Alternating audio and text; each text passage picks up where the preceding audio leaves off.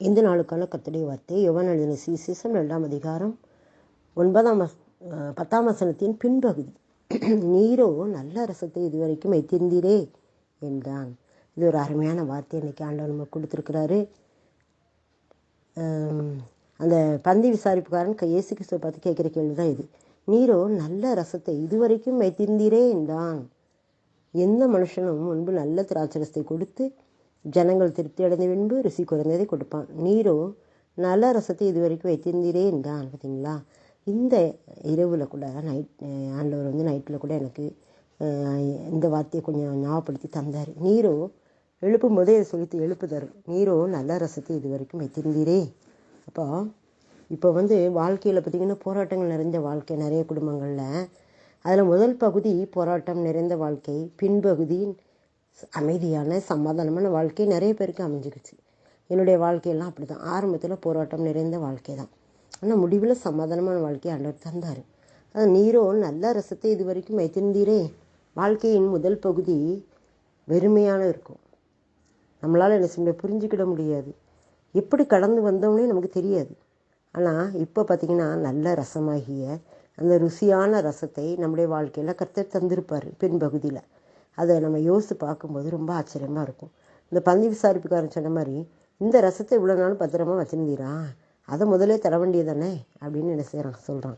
இதே மாதிரி நம்முடைய வாழ்க்கையில் ஆண்டவர் நிறைய பாடுகளும் பிரச்சனைகளும் சோதனைகளும் கஷ்டங்களும் கண்ணீர்களும் நமக்கு ஆரம்ப நாட்களில் அதை அனுபவிக்க வைப்பார். காரணம் என்னென்னா, பின்னால் ஒரு நல்ல ரசத்தை நமக்காக வச்சுருப்பாரு.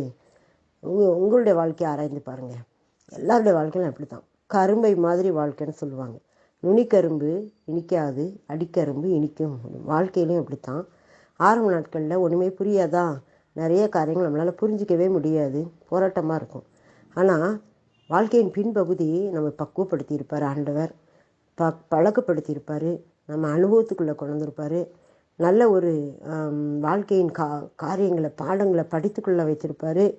அவருடைய வார்த்தையை விசுவாசிக்க அதனால் வந்த பலனை நாம் பெற்றுக்கொள்ளவும் முடியும். பெற்றுக்கொள்ளதுனால் உள்ள அனுபவத்தை பற்றி பேசவும் வைப்பார். இதுதான் ஆரம்ப நாட்களில் ரொம்ப பிரச்சனைகள், கஷ்டங்கள், சோதனைகள். பணம் இருக்காது, பிள்ளைங்களுக்கு செலவழிக்கிறதுக்கு பணம் இருக்காது, குடும்பத்தில் நடத்த பணம் இருக்காது, தேவைகளை சந்திக்க முடியாது. ஆரம்ப நாட்களில் ஒன்றுமே முடியாது, பலகீனம் வேற இருக்கும், எல்லாம் இருக்கும். ஒரு புரிந்து கொள்ள முடியாது குடும்பங்களில். அப்படிப்பட்ட நேரங்கள்லாம் எப்படி கடந்து வந்தோம்னே நமக்கு தெரியாது. நம்ம இல்லை, நம்மை கரம் பிடித்து நடத்தி வந்தவர் அவரை நம்ம நடத்தி வந்தார். இப்போ செழிப்பான காலங்களில் கொண்டு விட்டார். தீயையும் தண்ணீரையும் கடந்து வந்தோம், செழிப்பான காலத்துக்குள்ளா எங்களை கொண்டு விட்டீர் என்று சொல்லி தாவிராஜா சொல்லுவார். தாவிராஜாவுடைய வாழ்க்கையில் அது மாதிரி தான். ஆரம்ப காலங்களில் பகை, வெறுப்பு, கோபம், விரட்டப்படுதல், தூஷிக்கப்படுதல், நிந்திக்கப்படுதல் எல்லாம் நடந்துச்சு. மாமனால், மகனால், மருமகனால், மனைவியால், குடும்பத்தாரால் ரொம்ப பிரச்சனை. அதையெல்லாம் பொறுமையாக பாடி அலைகளை அல்லேலூயா பாடி கடந்து வந்தேன் என்று சொல்லி ஒரு பாடல் உண்டு. அதே மாதிரி இந்த தாவீது ராஜா அப்படிப்பட்ட சூழ்நிலையிலும் அலைகளை தாண்டி அல்லேலூயா பாடி துதிச்சுக்கிட்டே வந்தார் ஆண்டவரை. அப்படி வந்ததுனால முடிவில் அவர் மகிமையாக மாற்றப்பட்டார், மகிமையான ராஜாவாக மாற்றப்பட்டார், கனத்துக்குரிய ராஜாவாக மாற்றப்பட்டார், கர்த்தருக்கு பிரியமானவனாக மாற்றப்பட்டார். இப்போ நம்முடைய வாழ்க்கையில் இதே நிலைமை தான். ஆரம்ப காலம் அற்பமாக இருந்தாலும் முடிவு சம்பூர்ணமாக இருக்கும் அப்படி சொன்னார்ல. அதே மாதிரி நம்முடைய வாழ்க்கையில் ஆரம்ப கால வாழ்க்கை எல்லாரும் யோசிச்சு பாருங்கள். எப்படி வந்தோம் கடந்துன்னே நமக்கு தெரியாது. அந்த விதமான நெருக்கடிகள், அந்த விதமான கஷ்டங்கள், பாடுகள், வருமான குறைவுகள், வியாதிகள், பல பிரச்சனை எல்லாவற்றையும் கடந்து இப்போ செழிப்பான காலத்துக்குள்ள நம்மளை கொண்டு விட்ட தேவனுக்கு நன்றி சொல்லுவோம். இந்த வருடத்திலும் இந்த டிசம்பர் மாதம் வரை எப்படி கடந்து வந்தோம்னே நமக்கு தெரியாது.